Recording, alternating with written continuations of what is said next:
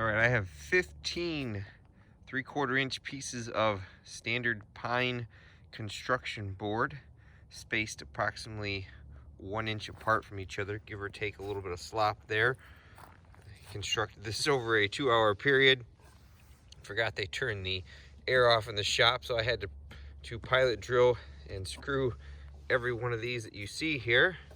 It's not too bad. Some of the boards slide in and out, but we'll take a shot with some of our 5.56 against this. I don't know if I have enough wood here to stop it. We're gonna find out. Since these shots are pretty crucial, we'll take one shot and then go talk and see what it did. We have our brown box IMI M193 first from the 10.5-inch barrel. Hopefully the chronograph decides to read. Velocity 26.56. Make this test entirely separate from the Fort Scott test, depending on how long it is, but here is our entrance. This is pretty cool. It penetrate 1, 2, 3, 4, 5, 6. On the 7th board, it's starting to go sideways. Here's number 8. You can see the bullet is tumbling, yawing, not flying straight. 9, 10, 11, 12, 13, 14. And it actually is stopped in the 15th pine board. It's stuck up in there. Interesting. So 14.5 boards with the M193. You can kind of see the backside there. And now we'll do our M855. This is IMI again as well. Hopefully the chronograph is in a good position. 25.34. Our M855. 1, 2, 3, 4, 5, 6, 7. You can see it's traveling upwards. 8, 9, 10, 11, 12, 13, and it popped out of the plywood or wood there at 13. You can see that it's oblong there. See if we can find out where it started to go pretty early on. That's number 4. And in the 5th one, it's starting to upset and not fly straight anymore. If we have enough left, we'll take a lower shot and see if it out-penetrates the M193. I'm gonna guess it would. Let's move on to the M855A1. And now our M855A1. It's about 37 degrees outside today. And it's actually starting to snow now. 25.34. There's actually smoke coming off the wood now. I shot nice and low on the M855A1 just in case it decided to upset and go top side. Some of these boards out of here. Pretty impressive looking damage around that hole, even on the 2nd. There's the 3rd. Look at how big that hole is. You can see it's fragmenting pretty well. It's number 4. There's the back side. 5.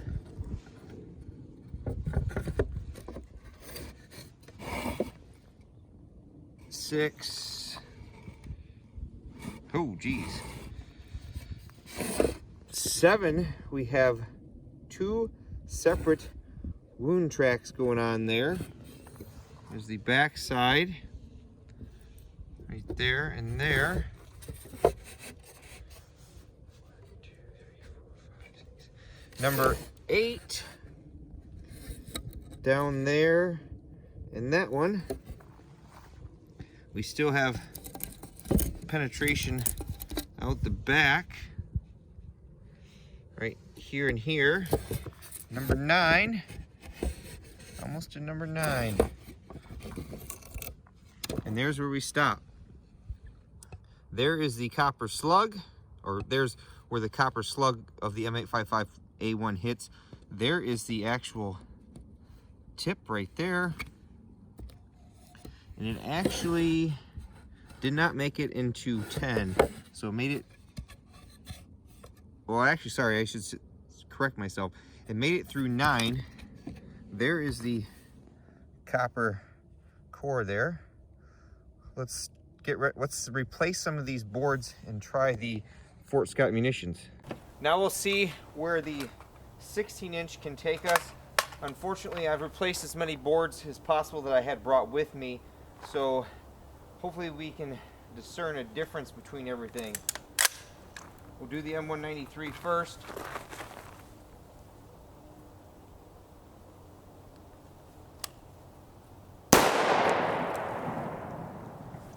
Didn't get a velocity reading off that, probably because it's getting cold, or dark, I should say. Here was our M193. 1, 2, 3, 4, 5, 6 boards, pretty much straight line penetration. Number 7, we are sideways. 8, 9, 10, 11, 12, 13, 14, and 15. So it's somewhere. I'll have to maybe turn this over and see if I can find it. Now all this pine was stored inside. It could be varying densities from different lot numbers, but it's just 3/4 inch construction pine that you would use. Made, I think it was 2x12s that I cut this from, or 1x12, sorry, that I cut this stuff from. Now our M855 chronograph, I don't think it's going to read anymore. It's too dark outside today. It's close to sunset, and we lost the sun that we had earlier. I will aim lower and hope that it doesn't leave this time.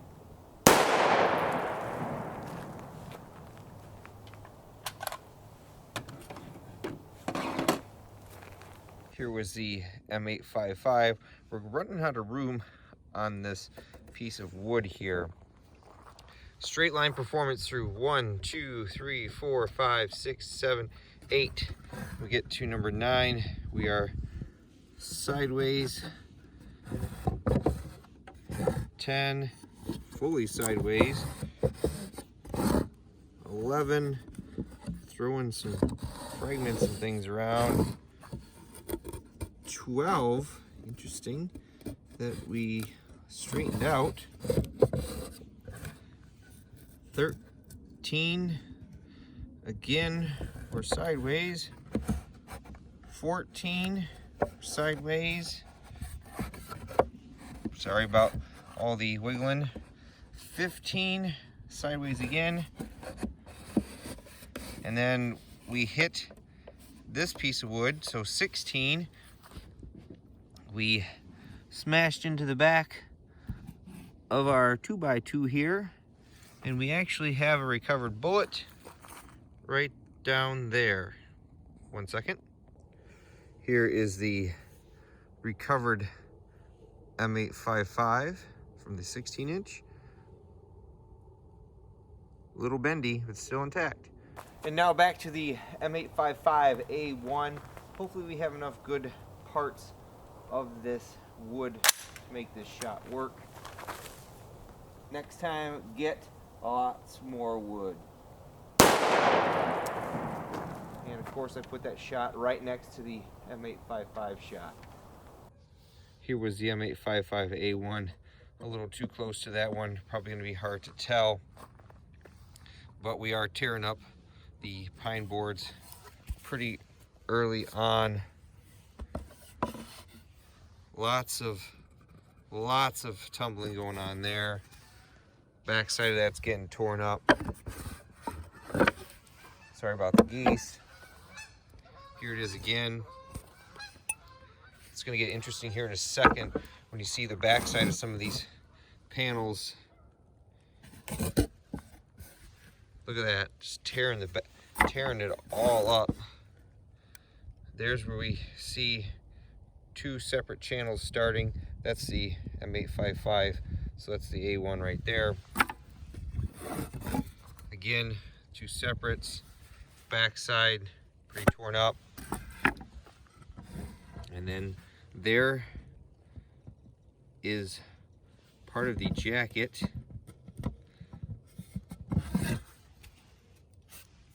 And then right here in the 1, 2, 3, 4, 5, 6, 7, 8, 9, 10th is our core right there. I don't see the tip. Maybe it went way outside or it's buried in there. Same distance that it went in the SBR, because there is the core right there, or the imprint from the core. Cool. While I've got this out here, we're going to shoot some SS 195, 198, the 28 grain bullet out of our 10.5-inch SBR loaded to 223 556 velocities. See how many boards this goes through.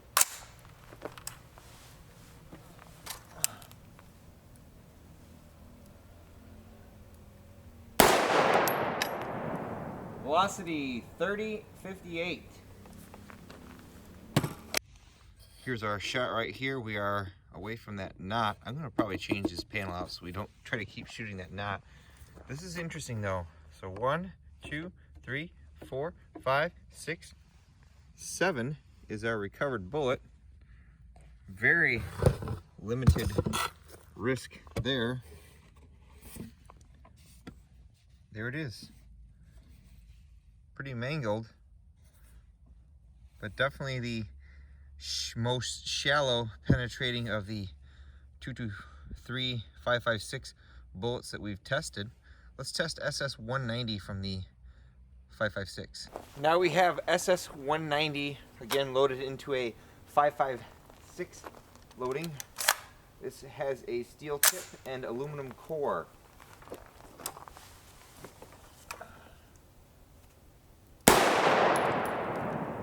Velocity 2923.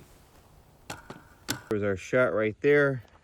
And we went through 1, 2, 3, 4, 6, 7, 8, 9, 10, 11, 12, 13, 14, 15 pieces and out the back. Interesting. That's pretty good penetration from that 31 grain bullet. And it's just going straight. Too bad you can't get those velocities from the PS90 SBR. I'm curious how the IMI 77 grain razor core will do, as well as the 50 grain optimized TSX. We'll shoot the TSX first, then the IMI out of the SBR.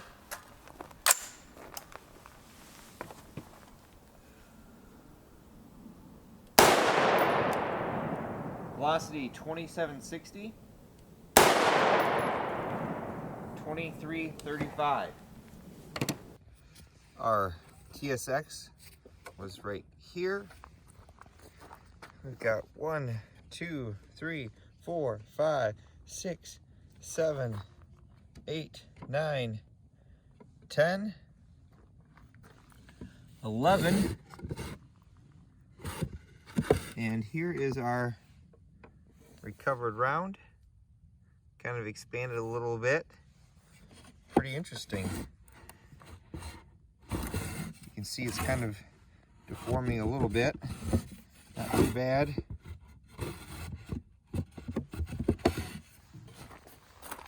Then our razor core is right here.